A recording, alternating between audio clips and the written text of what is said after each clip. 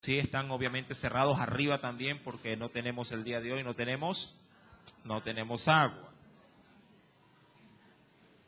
Espero su comprensión. Segundo libro de los Reyes, capítulo número 6. Vamos a leer, por favor, versículo número 18.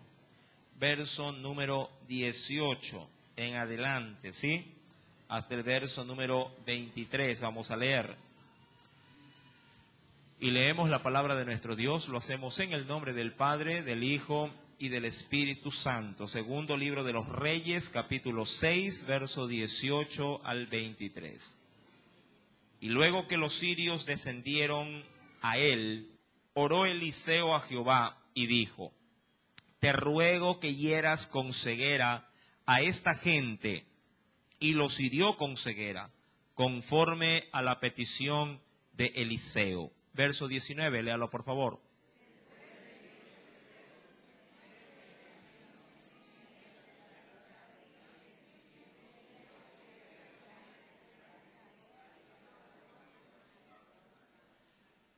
Y cuando llegaron a Samaria, dijo Eliseo: Jehová, abre los ojos de estos para que vean. Y Jehová abrió sus ojos y miraron, y se hallaba en medio de Samaria. Verso 21.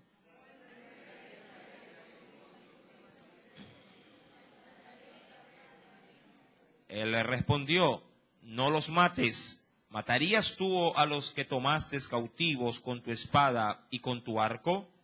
Pon delante de ellos pan y agua, para que coman y beban y vuelvan a sus señores. Todos el verso 23. Entonces se les preparó una gran comida, y cuando habían comido y bebido, los envió, y ellos se volvieron a su señor, y nunca más vinieron bandas armadas de Siria a la tierra de Israel. Amén. Hasta allí la lectura de la palabra. Gracias. Vamos a inclinar el rostro. Llegamos a una breve oración. Amado Dios y buen Padre celestial, Padre, agradecido nuevamente estamos por todo lo que tú permites en nuestra vida. Sea, oh Dios, aquello que pudiera ser recibido como bendición o no. Permítenos, mi Señor, que en esta noche tu gracia, tu misericordia, tu amor se pueda manifestar a través, oh Dios, de este eterno evangelio. Espíritu Santo, ministranos, oh Dios, te lo suplico. Que, Señor, que cada uno también de tus pequeños pueda, Padre, reparte tuya, mi Dios, recibir también la enseñanza. Que cada uno de ellos pueda, Padre, atesorarla desde su infancia y pueda en su debido momento también, Padre, manifestarla tal cual como tú se las has dado. Mira también, Padre, en esta noche, en este lugar, a todos aquellos que han venido, Señor amado, para escuchar tu voluntad, escuchar, oh Dios, Padre, esta palabra. Tú sabes cuál es la necesidad que tenemos, Señor amado. Tú la reconoces perfectamente. Mi Dios, permítenos pues en este tiempo, Padre, que todo nuestro ser, cuerpo, alma y espíritu, Padre, pueda llenar, oh Dios, de esta tu presencia a través del estudio de esta, oh Dios, tu palabra. Padre, nos depositamos en tus manos y te damos gracias, mi Dios, en el nombre de Cristo Jesús. Amén y amén. Segundo libro de los Reyes, capítulo 6, hemos leído verso 18 al 23. En el verso 18 se nos hace saber el desenlace propiamente, luego de que el siervo de Eliseo le preguntaría, con respecto a el sitio que se había llevado a cabo en la ciudad, si me viene conmigo por favor, de Dotán. Allí se encontraba refugiado aparentemente el profeta, pero no estaba escondido. Él nunca cambió su itinerario o su forma o estilo de vida a consecuencia del asedio de los sirios. La Escritura más bien nos narra que el siervo de Eliseo, asustado por la mañana y al ver que toda la ciudad estaba de alguna forma amurallada de soldados, pegando un grito le dijo: Señor, los sirios están sobre nosotros.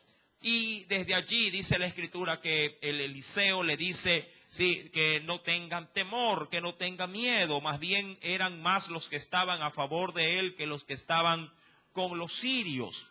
Esto provocó de que Eliseo orara a Dios y le pidiera al Señor que abriera los ojos de su criado para que pudiera ver de qué manera estaba el resguardo de Dios sobre él y sobre su siervo. Cuando uno avanza ahora al versículo número 18, la Escritura obviamente ya nos anticipaba de que el ejército sirio se encontraba allí para detener, en este caso, ¿a quién? A Eliseo.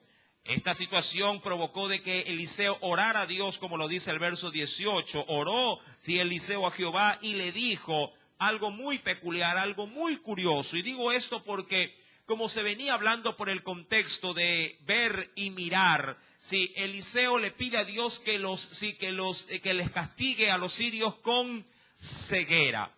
Hay un comentarista bíblico en su investigación con respecto a este texto y aduce de que la ceguera con la que fueron heridos los sirios no era una ceguera total, sino una ceguera parcial. Algo semejante como cuando Jesús hizo lodo y depositó sobre uno también de sus ciudadanos que estaban ciegos. Y al comenzar recién, diríamos, a experimentar el milagro, Jesús le pregunta si podía ver y él le dijo, no, veo a la gente como que si fuesen árboles.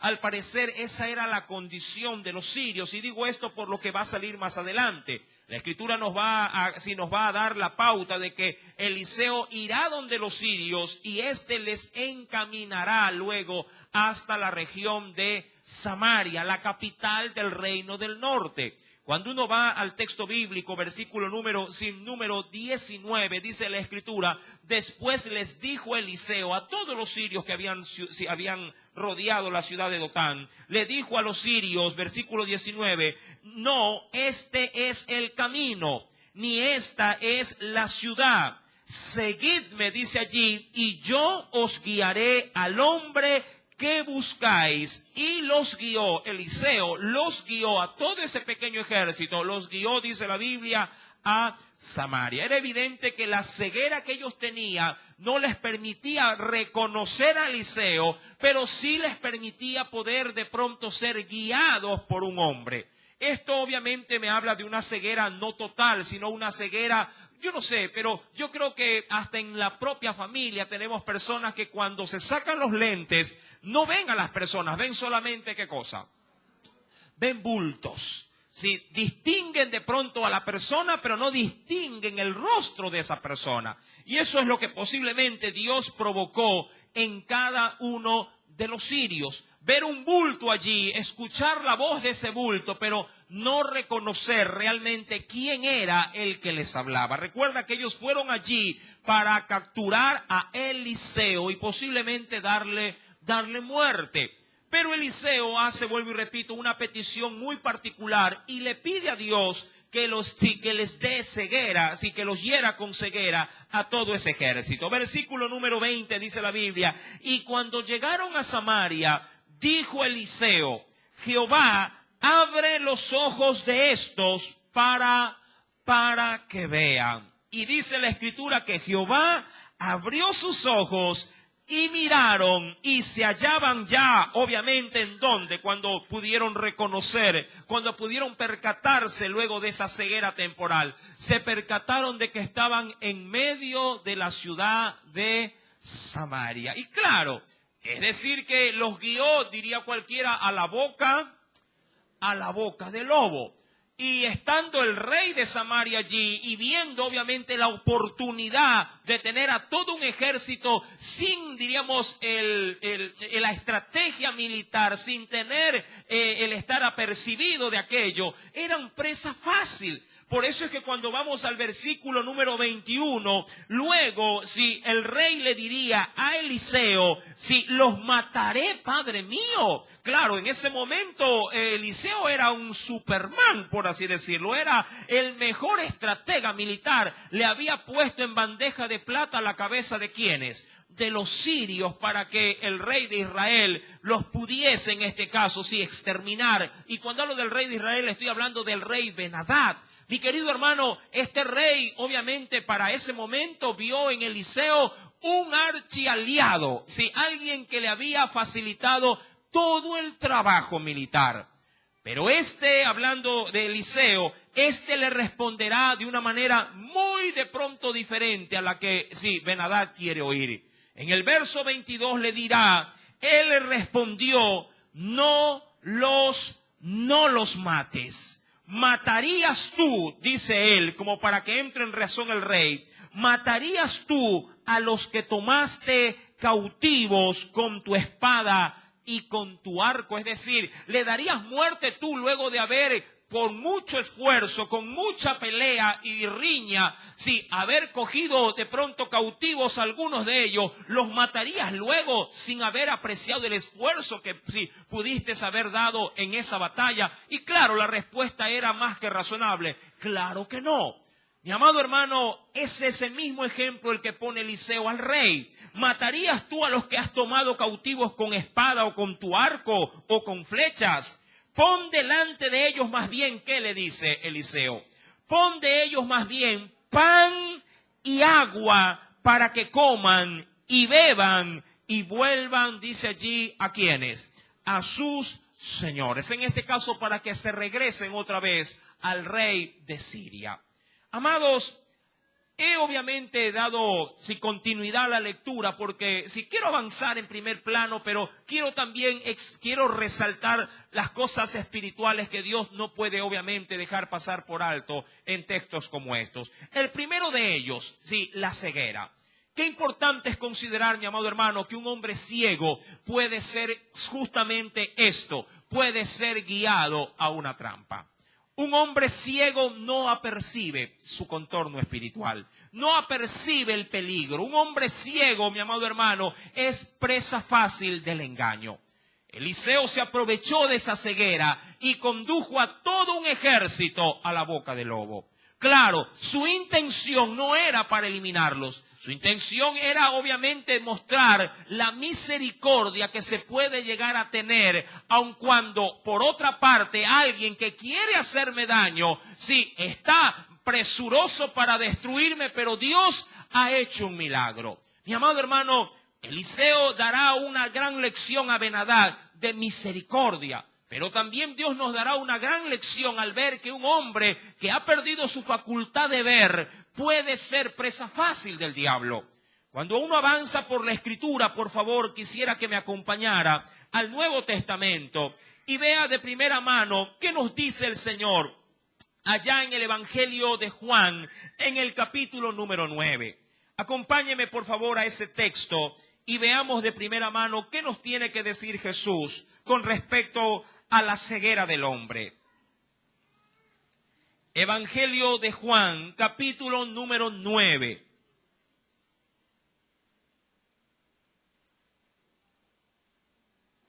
¿Lo tiene?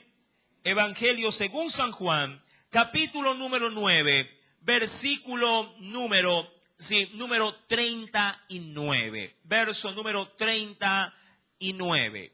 Luego de que, por el contexto de que un ciego había recibido la vista, Jesús, luego de enterarse de del gran perjuicio que se le habría hecho a ese hombre que había sido sanado, lo habían expulsado de hecho de la sinagoga, diría cualquiera en tiempos modernos, lo habían excomulgado. Luego Jesús tendrá un encuentro también con él y allí obviamente le dará palabras de aliento. Y dirá entre otras cosas, versículo número 39 lo siguiente. Dijo Jesús, para juicio he venido yo a este mundo, para que los que no ven, ¿qué ocurran con ellos? Para los que no ven, vean. Y los que ven, y esto quiero resaltarlo, sean cegados. Es decir, viendo, amado hermano, o teniendo la facultad de poder discernir, no entiendan lo que Dios hace. Versículo número 40 dirá aún más, entonces algunos de los fariseos que estaban con él, al oír esto, le dijeron, ¿acaso nosotros también somos ciegos? ¿Y qué dirá Jesús? Versículo número 41. Jesús le respondió, si fuerais ciegos, es decir, si no tuvieras la facultad de ver y por ende no estar expuesto, porque si usted es consciente de algo, amado hermano, si alguien de alguna forma puede llegar a introducir en su corazón a introducir en su alma el mal, es a través de estos espejos que dicen mucho que es los ojos, los espejos del alma. Mi amado, el mal muchas veces viene o se introduce por nuestra forma de ver las cosas. ¿Cuántas veces tus ojos te han hecho pecar? Sí, de hecho, las cosas se hicieron como Dios quería, pero tú los viste de otra manera. ¿Cuántas veces dijiste, no, a mí me parece que lo que él está haciendo está mal? Y criticas la situación. ¿Pero por qué? Simplemente porque tuviste una mala percepción de las cosas. Mi amado, Jesús les dice a estos religiosos, si fuerais ciegos, no tendríais pecado. Mas ahora, porque decís, vemos, vuestro pecado, les dirá él a ellos, vuestro pecado permanece.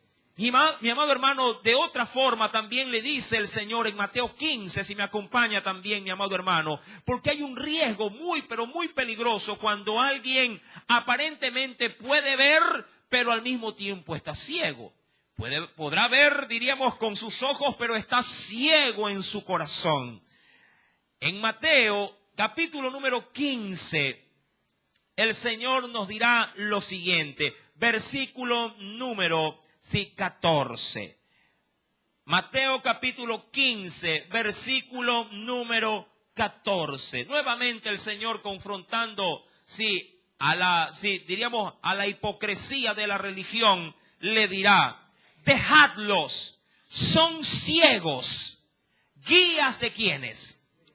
Guías de ciegos. Son ciegos, guías de ciegos. ¿Sí? Y si el ciego guiare al ciego, ¿qué ocurrirá?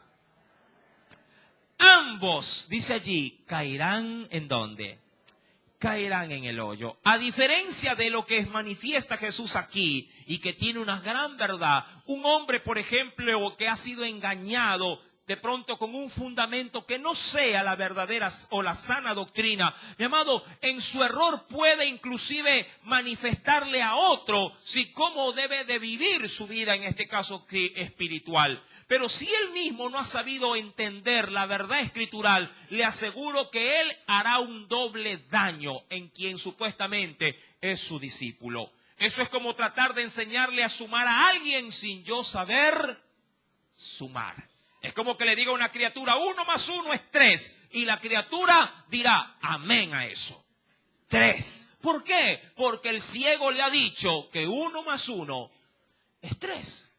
Y ese error, mi amado hermano, se continuará, no solamente diríamos, si continuará su curso, sino que se irá agravando conforme la enseñanza se siga acentuando. Mi amado, pero gracias a Dios, los sirios que habían sido cegados por el poder de Jehová, los sirios no estaban siendo guiados por un ciego, estaban siendo guiados por un hombre que podía ver muy bien.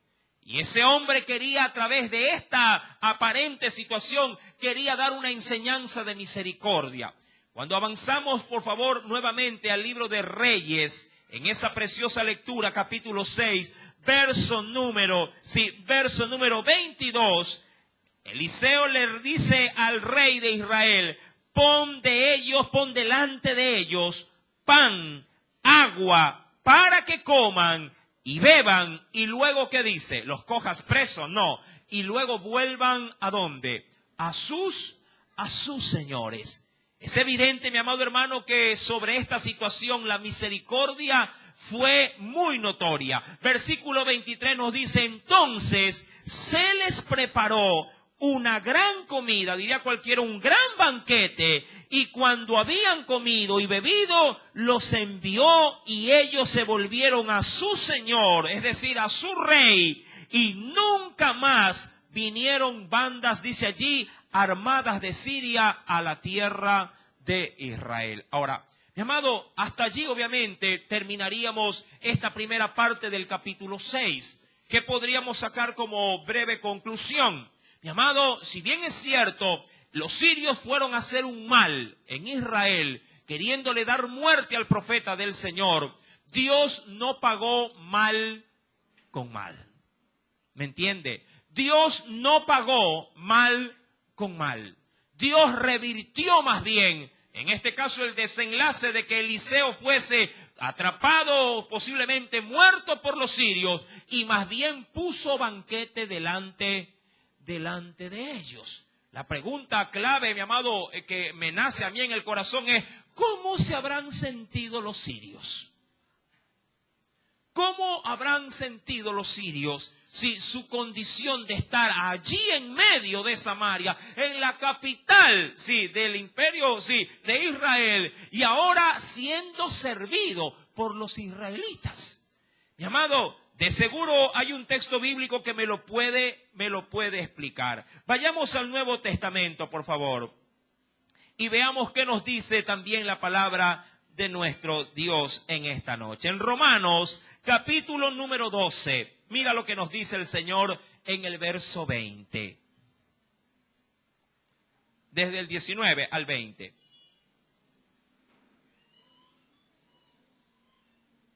Romanos, capítulo 12, verso número 19 al 20. ¿Lo tiene?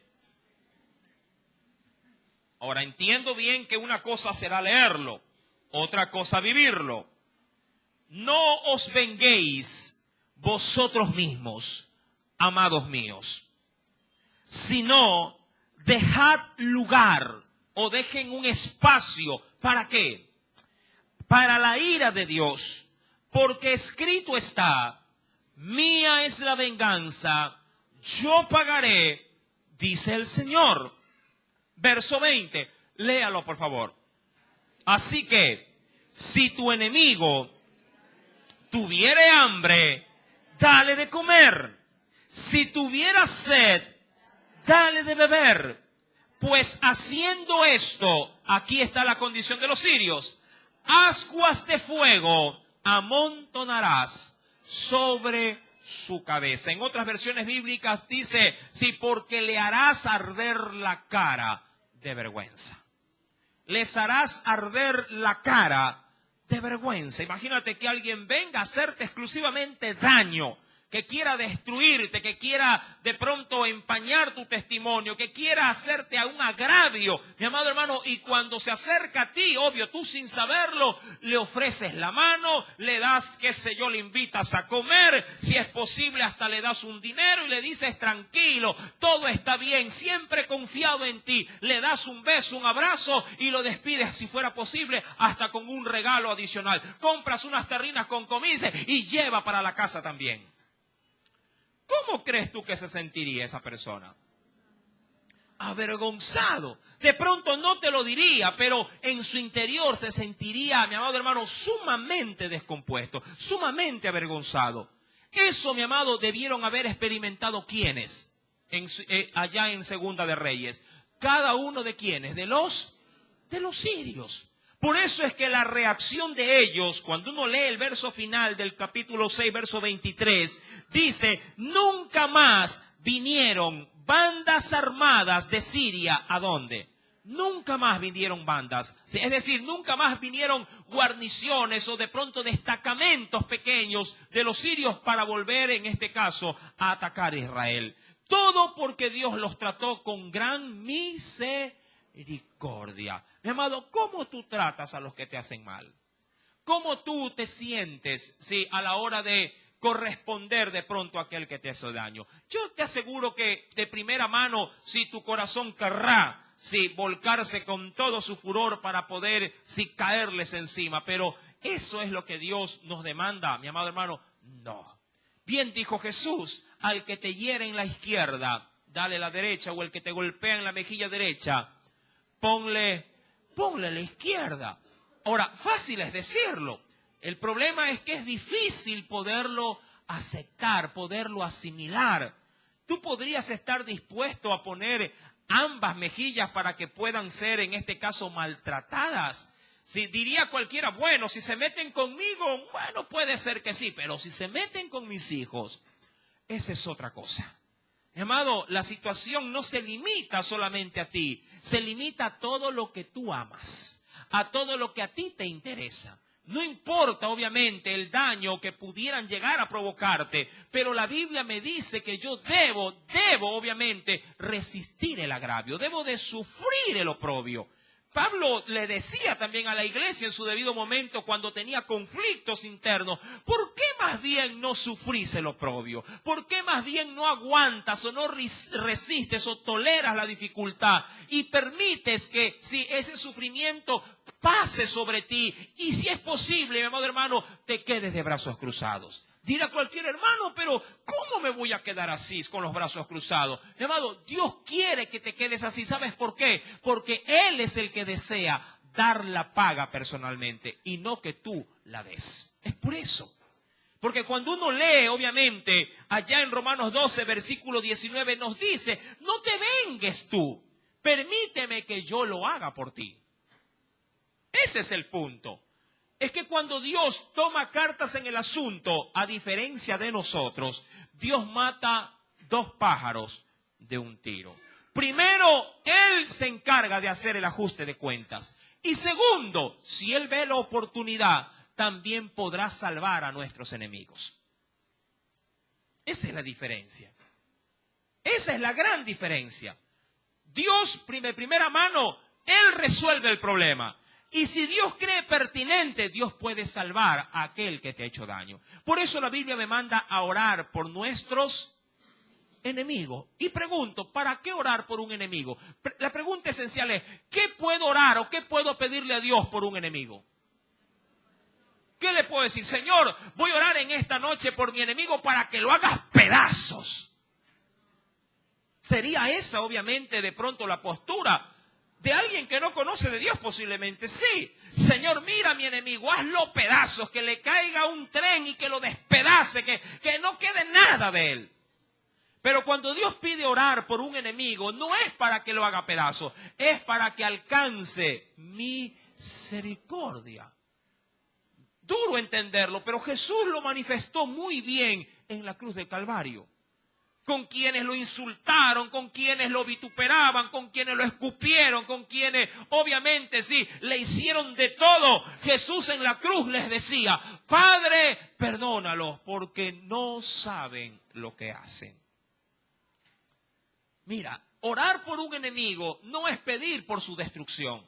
Orar por un enemigo es pedirle a Dios que tenga de él grande misericordia.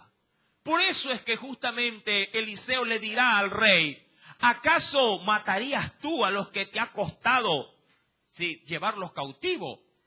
Mi amado hermano, Dios mata 2 pájaros de una pedrada. Dios puede hacer el ajuste de cuentas, pero también Dios puede redimir a aquel que te ha hecho daño. Mi querido hermano, esa es la ley, aun cuando no nos guste, de Cristo para nosotros como su iglesia. Una vez acontecido todo esto, cuando nos introducimos, porque voy a avanzar en la enseñanza, cuando nos introducimos en el verso 24, al parecer el tiempo ha transcurrido. La Biblia exime de pronto algunos detalles en cuanto a los años, meses posiblemente que pudieron haber pasado. Pero en el verso 24, al parecer, la situación había avanzado. Y obviamente quienes en su debido momento experimentaron esta situación de haber sido tratados de una manera muy misericordiosa, ahora se encontraban en un nuevo escenario. Dice pues la Biblia en el verso 24, después de esto, vuelvo y repito, se exime el tiempo, pero después de esto aconteció que Ben-Hadad, rey de Siria, reunió todo su ejército y subió y puso en sitio, o la amuralló, o la rodeó, ¿a qué? A esa ciudad de Samaria. Ojo, la puso sitio, es decir, que la cordonó de militares.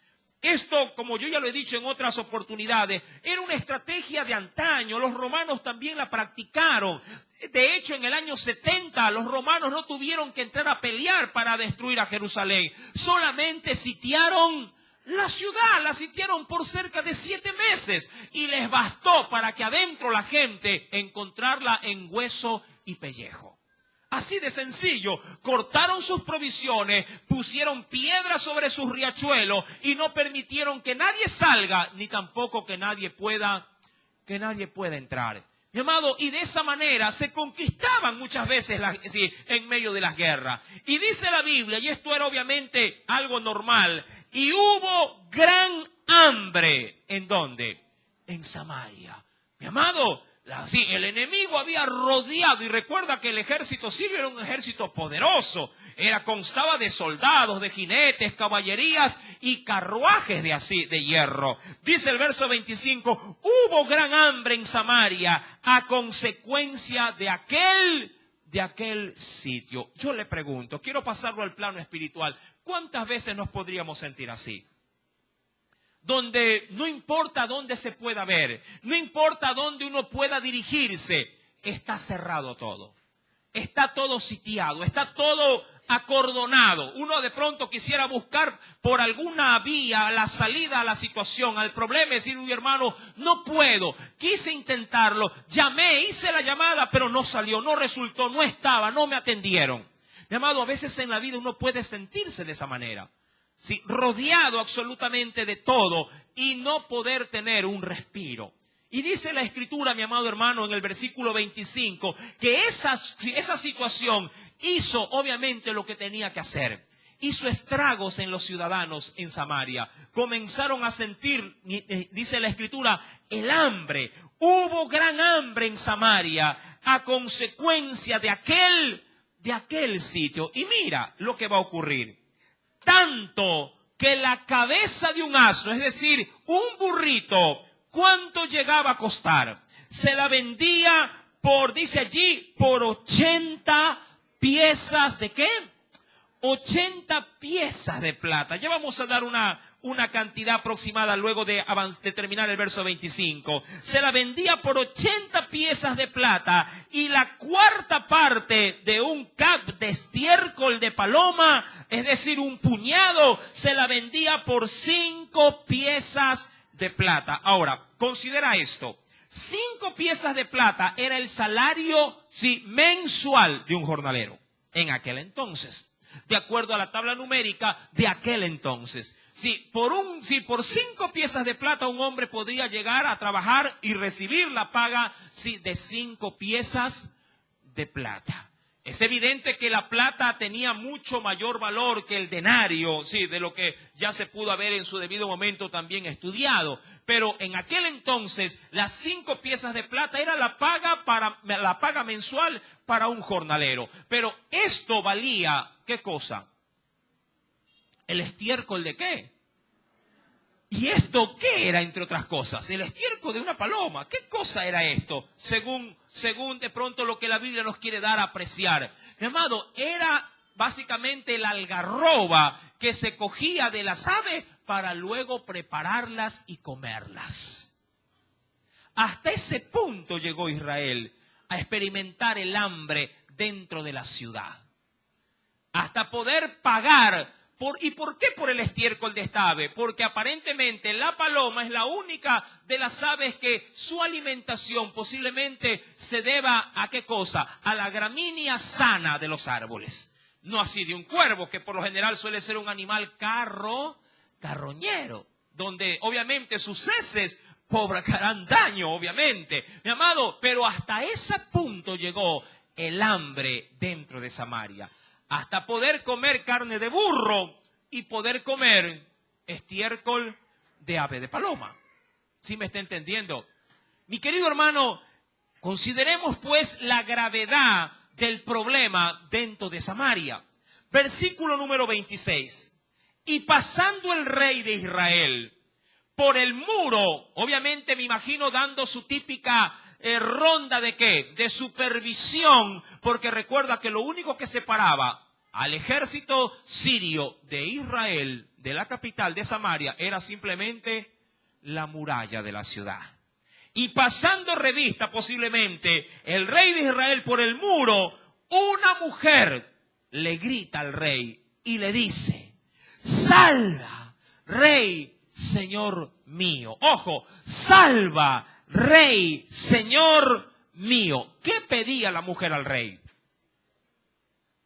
Ayúdame, socórreme, rey. Era la única autoridad a la que se podía apelar en medio de esta semejante gravedad. Sálvame, rey, Señor mío. ¿Cómo responde el rey? Versículo número 27. Y el rey le dice: si no te salva Jehová, ¿de dónde te puedo salvar yo? Mi amado, y aquí quiero hacer un corte. Es verdad, a veces uno puede encontrar mucha ayuda y puede recibir en algún momento la mano de alguien que puede ser tu amigo o aún puede ser parte del mismo pueblo de Dios. Y cada vez que tú lo recibes, agradeces a Dios porque ha usado a tal o a cual persona. Pero puede haber un momento en la vida de un cristiano, de una cristiana, donde no habrá ni la mano del hermano, ni la mano del amigo, ni la mano del pariente. Habrá un momento en nuestras vidas donde Dios nos dejará solamente para depositar todo nuestro corazón y mirada solamente en Él. David experimentó ese proceso, ese tiempo, donde así hubiese querido recibir ayuda de su padre, de sus hermanos, de su familia. Llegó un momento en que Dios solamente lo dejó a él completamente solo. Donde las llamadas no surtieron efecto, donde los telegramas, digo yo, no tenían respuesta, donde los vecinos, por más que querían, no pudieron tender la mano. Mi amado, es allí donde el hombre aprende a decir, ¿de dónde vendrá mi socorro? Es que Dios tiene que ponerte al filo, al borde del abismo, para poder experimentar total y absoluta dependencia de Dios. Posiblemente muchos no lo han experimentado. Posiblemente otros sí lo hayan experimentado. Pero, amado hermano, Dios quiere enseñarnos total y absoluta dependencia de Dios en medio de nuestras tribulaciones. En medio de esas grandes necesidades.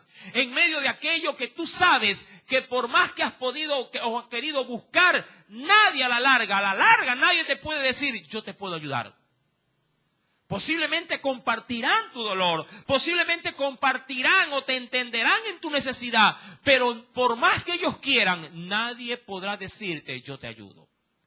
Es verdad que podemos llegar a decir entre la familia cristiana, hermano, voy a orar por ti, o voy a clamar por ti, tú dirás gracias por tu oración, pero a la larga, la ayuda como tal solo se limita al Señor. La ayuda como tal solo se limita al Señor. David la pudo experimentar cuando decía, ¿de dónde vendrá mi socorro? Mi socorro viene de ¿quién? Dijo él. Mi socorro viene de Jehová. Solo Él. Y eso, amado hermano, esta mujer, de alguna forma, esperanzada, quiso recibir de su rey la ayuda. Yo no digo si el rey comía o no comía banquete, pero, mi amado, el hambre se agravó hasta el punto de que todos dentro de Samaria experimentaron la necesidad. Y aquí vendrá el colmo de ella. En el versículo número 26, la mujer grita diciéndole al rey, salva, rey, señor mío. Y él le dijo, si no te salva Jehová, ¿de dónde te puedo salvar yo? ¿Del granero o del lagar? Es decir, de lo que tengo en mis bodegas o lo que está en mis estanterías del vino. Él lo que trata de decir es, yo no tengo absolutamente nada en mis depósitos con que te pueda ayudar. El mismo rey, me imagino yo, ha de haber estado delgado ya, sufriendo la hambruna que había en Samaria. Y el rey le dijo el rey, versículo número 28, ¿qué tienes? Ella le respondió, esta mujer, me imagino que debió haber estado cerca, esta mujer me dijo, da acá a tu hijo y comámoslo. Y comámoslo hoy y mañana comeremos el mío. Usted dirá, ¿qué? ¿Estoy oyendo bien? ¿Canibalismo? Sí. El hambre había arreciado de una manera tan grave, tan fuerte en Samaria, que cuando la familia, sobre todo, y usted debe de considerar que las familias judías no eran por lo general de dos personas. Una familia judía consistía en un sinnúmero de integrantes. Mire por ahí, por ejemplo, la familia así de Jacob. ¿Cuántos hijos llegó a tener? 12 hijos. Mi amado, y todo esto compuesto obviamente de otros miembros más de la familia, sí, de esposas, de pronto nietos, sobrinos, y aquí al parecer una mujer había transado un negocio fatal, había dispuesto dar a su hijo como, en este caso, carne de alimento para para un almuerzo o una merienda. La Biblia nos dice en el versículo 28, da acá tu hijo, me dijo esta mujer, y comámoslo hoy, y mañana comeremos el mío. Versículo número 29, cocimos pues a mi hijo y lo comimos. El día siguiente yo le dije, da acá tu hijo y comámoslo. Mas ella ha escondido su hijo. Esto ni en la extra se escucha. ¿Qué estaba pasando? ¿Hay respuesta de Dios para un suceso tan nefasto como esto? Sí, sí la hay. En Deuteronomio capítulo 28, acompáñame por favor.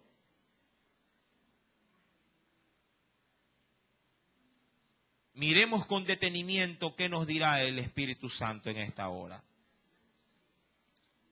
Deuteronomio, capítulo número 28. ¿Lo tiene? Dice el Señor, versículo número 52 al 53.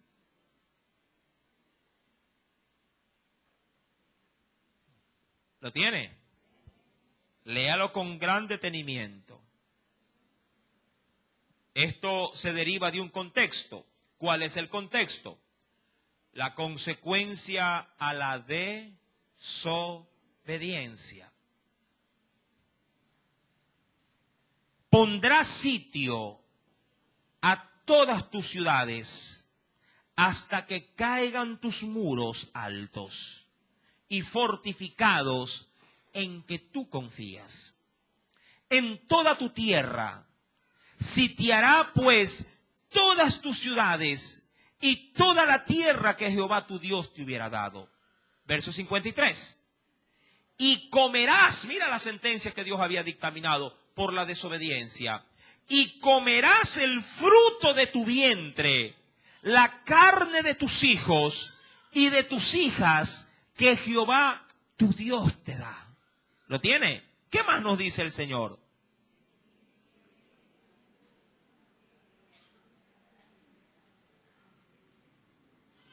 Dice el verso, sigo leyendo, verso 54, el hombre tierno en medio de ti y el muy delicado mirará con malos ojos a su hermano y a la mujer de su seno y al resto de sus hijos que le quedaran, para no dar a alguno de ellos de la carne de sus hijos que él comiere, por no haberle quedado nada en el asedio y en el apuro con que tu enemigo te oprimirá en todas, dice allí, en todas tus ciudades. Mi amado, Israel nunca se había apartado de su idolatría. Si bien es cierto, profeta tras profeta fue enviado, sí, sobre todo al reino del norte, donde la capital era Samaria, ninguno de esos profetas había logrado revertir dentro del corazón de los mismos una búsqueda sincera a Dios. Dios había permitido este asedio. Si bien es cierto, Eliseo se mantenía a buen recaudo porque Dios así lo había designado, toda la ciudad se caía en pedazos. Cuando vamos pues al segundo libro de los Reyes, capítulo 6, el rey ahora está escuchando que dentro de la ciudad está existiendo canibalismo. Ya la carne de los burros y el excremento de las palomas no era suficiente para calmar el hambre de su pueblo. Versículo número 30 dice la Biblia: y cuando el rey oyó las palabras de aquella mujer, ¿qué hizo, amado hermano? Rasgó sus vestidos y pasó así por el muro, y el pueblo vio el cilicio que traía interiormente sobre, dice allí, sobre su cuerpo. Y él dijo: así me haga Dios, y aún me añada, si la cabeza de Eliseo, hijo de Safat, queda sobre él hoy. ¿Qué está haciendo el rey? ¿Qué está haciendo el rey? Está responsabilizando de la tragedia o de la crisis de todos estos, sí, de todos, digamos, de toda esta hambre y esta calamidad. ¿A quién está responsabilizando? Al profeta Eliseo. Por ende, está echándole la culpa. ¿A quién? A Dios. Recuerde que el profeta era simplemente un vocero. ¿Un vocero de quién? De Dios en su pueblo. Mi amado, hasta allí puede llegar penosamente o lamentablemente, sí, la condición del corazón de un hombre que no sabe reconocer en medio de su aflicción a su Dios, no como responsable, sino como ayudador en medio de la gran necesidad. Mi amado, Dios, decimos nosotros, Dios aprieta, decimos nosotros, pero no ahoga. ¿Y qué si Dios ahoga? ¿Qué diríamos? Ah, no, pues si Dios ahoga, Dios es malo y yo dejo de ser su hijo. ¿Qué podríamos decir? El hecho de que tengamos expresiones terrenales que puedan aducir cierto tipo de confianza o esperanza, no significa, amado hermano, que esto sea así. Dios a veces nos aprieta hasta el punto de que nosotros podamos llegar a pensar o a decir de que Dios ni siquiera existe. ¿Se acuerda usted lo que se leía el día de ayer en Jeremías? ¿Se acuerda usted? ¿En qué capítulo se leía? En el capítulo número 20. ¿Qué decía el texto? ¿Podríamos recordarlo? Me parece que es muy meritorio hacerlo. Venga rápidamente, por favor, al libro del profeta Jeremías.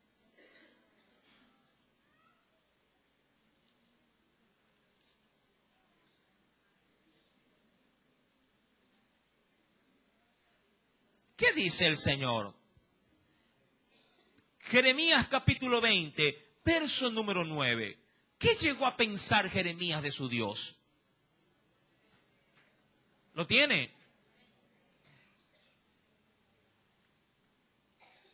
Recordando que este siervo fue un siervo muy, pero muy sufriente. Dice el Señor, versículo número 9, y dije, está hablando Jeremías, y dije, y esto hablando de Dios, no me acordaré más de él.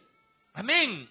No me acordaré más de él. Verso 9. Ni hablaré, dice él. ¿Qué cosa? Ni hablaré más en su nombre. Pregunto, alguien que tiene esta determinación, ¿qué podrías tú pensar de él hoy en la actualidad?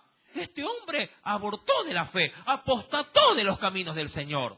Se fue al mundo, diría cualquiera. Que alguien de Dios te diga, mi amado, no me voy a acordar más de Dios. Que te diga, no más, nunca más voy a predicar su palabra. Tú inmediatamente dirías, este hombre se fue al mundo.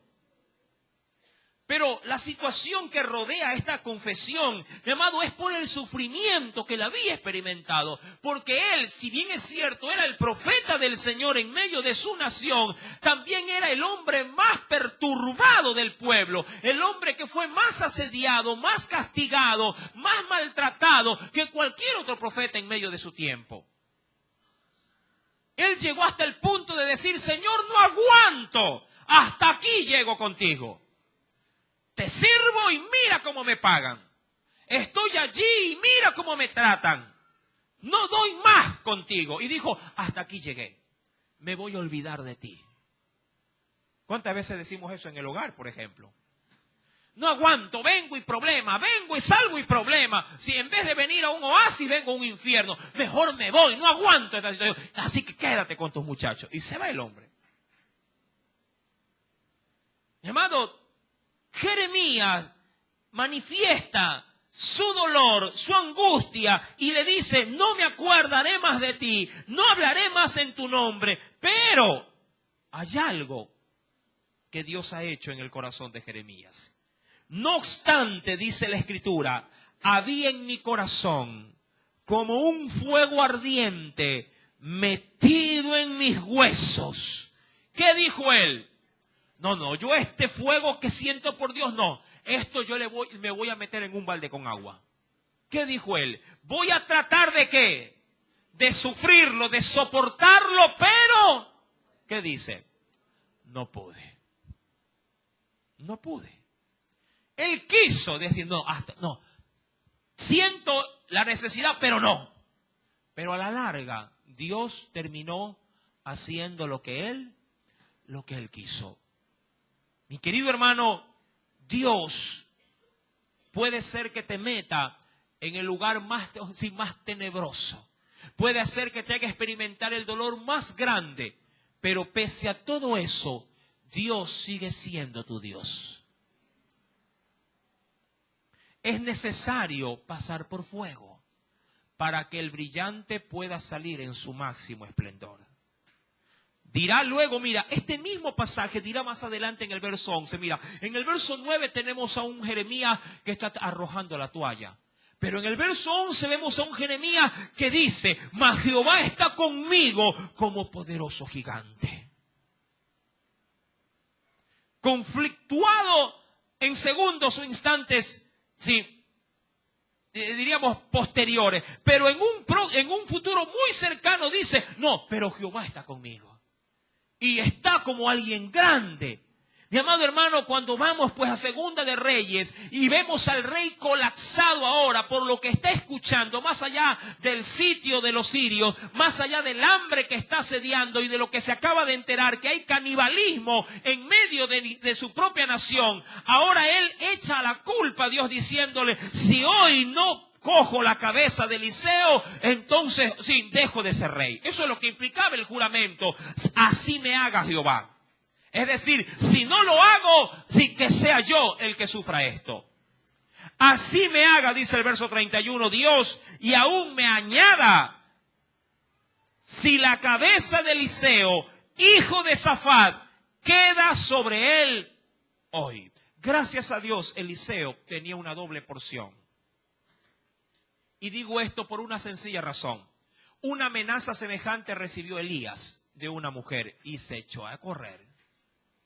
¿Se acuerda? Jezabel también le dijo a Elías: sí, aún me añada, también dijo, si acaso, ella por sus dioses, si acaso no pongo a Elías como a uno de los profetas, sí, que hizo conmigo, cortarle la cabeza. Versículo número 32 dice: y Eliseo estaba en donde, en medio de esta terrible situación. Recuerda que él no vivía en Samaria. ¿En dónde vivía el profeta? En un lugar llamado Dotán. Y eso ya lo veíamos en la clase pasada. Y Eliseo estaba sentado en su casa y con él estaban sentados también, ¿quiénes? Los ancianos. Y el rey envió a él un hombre. Claro, no pudo mandar un ejército. ¿Por qué? ¿Por qué? Porque la ciudad estaba sitiada. Pero mire, halló la forma para mandarle un mensajero. Sí, para enviarle un hombre. Ojo, y ponga aquí un paréntesis. Mas antes que el mensajero viniese a él, ¿qué hizo Eliseo?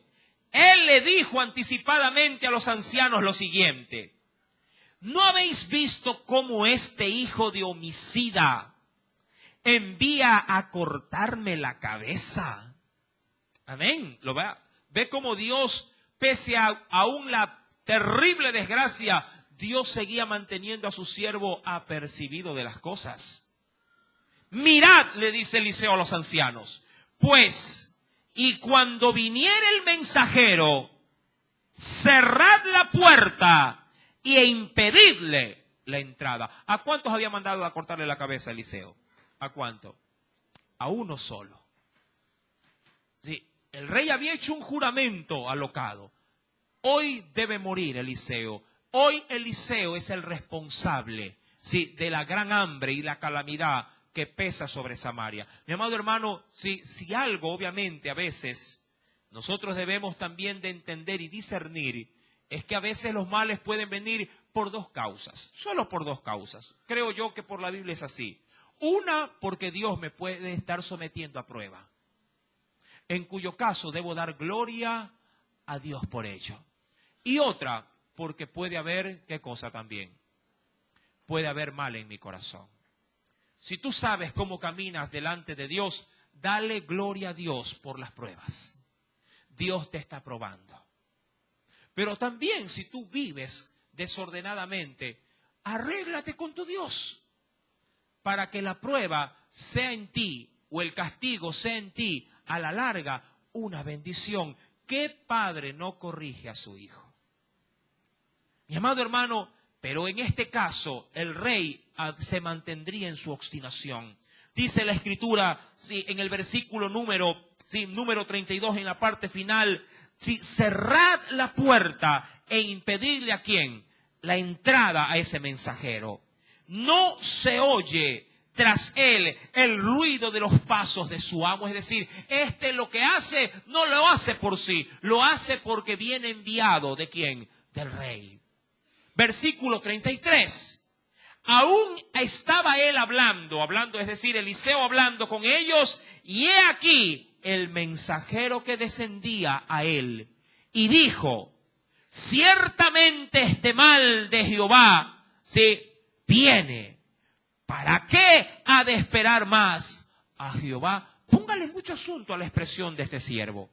Recuerda que él solamente repite lo que viene oyendo ¿de quién? Del rey. Puedes volverlo a leer. Ciertamente, dijo el rey, al igual que el mensajero, ciertamente este mal de Jehová viene. Mi amado, qué terrible es no saber considerar de que a veces los males no son provocados por Dios. En este caso en particular, ¿qué decía Deuteronomio?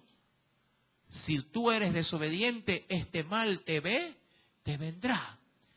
Versículo 33 dice, ¿para qué he de esperar más a Jehová? Diría cualquiera, ¿para qué seguir así? ¿Para qué seguir sufriendo? ¿Para qué haber invertido tanto buscando de Dios? Mi amado hermano, nunca te canses de buscarlo. Nunca te canses de orar. Nunca sientas que las fuerzas sí te abandonan. Por más que tu cuerpo te diga, ya no doy más. Mi amado hermano, por eso es que Dios ha dicho en su palabra que si alguien ya no tiene fuerzas para seguir adelante, debe de pedírsela a Él, porque Él dará fuerzas al que no tiene ninguna. Pero debes de hacerlo, sí, con mucha fe en tu Dios. Amén.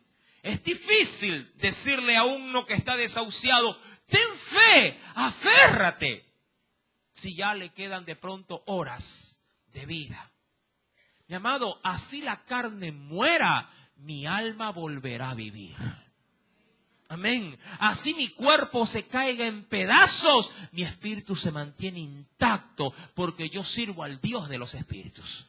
Amén. Y si mi carne se destruyere, poder tiene Dios para volverlo a reconstruir. Él decía, este rey decía, ¿para qué he de esperar más a Jehová? Mi amado, si ese pueblo se hubiera arrepentido en la ciudad, Dios bien hubiera podido haber hecho otro milagro como lo que hizo con su siervo Eliseo. ¿Acaso Dios no dio una pequeña demostración tiempos antes de dar ceguera al pueblo para que no le hiciesen daño a su siervo? Mi amado, busquemos a Jehová mientras pueda ser hallado. Buscarle mientras Él está todavía cercano. ¿Por qué experimentar el mal para recién venir a cuentas con Dios. Mi querido hermano, hasta allí la enseñanza de este día. El siervo de Dios está en casa. Eliseo se mantiene a buen recaudo, pero el mensajero está fuera, posiblemente con espada en su mano, para cortarle la cabeza. ¿Cuál será el desenlace de esta situación? El próximo día viernes lo sabremos, si así el Espíritu Santo nos lo permite. Pero hoy llevemos esta reflexión muy grabada en las tablas de nuestro corazón. Oremos al Señor. Padre Celestial,